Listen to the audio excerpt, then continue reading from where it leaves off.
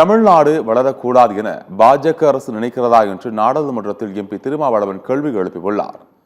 மக்களவையில் பேசிய அவர், தமிழ்நாடு இந்தியாவிற்குள் ஒரு மாநிலமாக இருக்கிறதா இல்லையா என்ற கேள்வி எழுகிறது என்று வினவினார். தமிழ்நாடு உள்ளிட்ட இந்தி பேசாத மாநிலங்களை வஞ்சிக்கும் பட்ஜெட்டாக மத்திய பட்ஜெட் உள்ளது. மத்திய பட்ஜெட்டில் தமிழ்நாட்டிற்கான எந்த ஒரு வளர்ச்சி திட்டமும் இல்லை எனவும் குற்றம் சாட்டினார். ஓசூரில் விமான நிலையம் அமைக்க வேண்டும் என்ற கோரிக்கையும் நிராகரிக்கப்பட்டுள்ளது.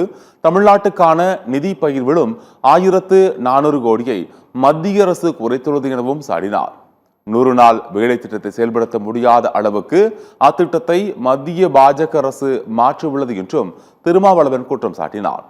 கல்வி, சுகாதாரம், தொழில் வளர்ச்சிகள் இந்தியாவில் முதல் மாநிலம் என்ற தகுதியை தமிழ்நாடு பெற்றுள்ளது எனவும் அவர் குறிப்பிட்டார்.